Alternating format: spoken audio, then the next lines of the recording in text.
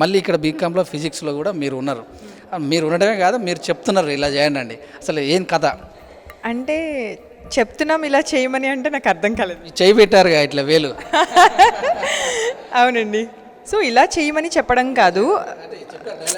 ఇప్పుడు present lockdown టైంలో మనం అందరికీ కూడా నీతులు చెప్తాం రండి థియేటర్కి అంటే ఎవరు రారు కదా. సో అందరూ కూడా ఇంట్లో ఉండి ఫ్రస్ట్రేట్ అయిపోయారు.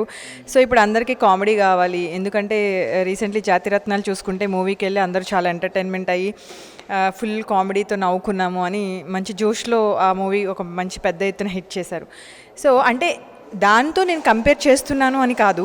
సో నేను ఏమంటున్నానంటే ఇప్పుడు ప్రజెంట్ వచ్చే మూవీలన్నీ కామెడీని కోరుకుంటున్నారు ఆడియన్స్ అందరూ అని మనకు అర్థమవుతుంది. అలానే ఇది కూడా కామెడీ జోనర్లో తీయడం జరిగింది. Adult comedy. మీరు అడల్ట్ కామెడీ అనుకోండి, బోల్డ్ కామెడీ అనుకోండి, చూసిన తర్వాత మీరు చెప్పండి. ఇలా పెట్టి దీంతో టాయిలెట్ పోయొచ్చు అంటే చేయొచ్చు అని కూడా చెప్పారు. ఒక డైలాగ్ చెప్తారా మాకోసం? అది ఏంటి డైలాగ్ మర్చిపోయాను నేను. అది ఏమని చెప్పాను? ఈ వేలు ఉపయోగించి టాయిలెట్ పోయొచ్చు, మనమే కాదు వాళ్ళని కూడా ఇబ్బంది పెట్టవచ్చు, చిన్నపిల్లల్ని కూడా వదలొద్దు అన్నారు కదా. అంటే మగవాళ్ళను రేప్ చేయించారా సినిమాలో? లేదండి. అంటే యాక్చువల్గా ఒక రేప్ చేయబడ్డ అమ్మాయి మగవాళ్ళ మీద బాగా ఫ్రస్ట్రేట్ అయిపోయి తనకి ఉన్న కసిని ఆపోజిట్లో కూడా ఇప్పుడు ఆడవాళ్ళని ఎలా అయితే మగవాళ్ళు రేప్ చేస్తున్నారో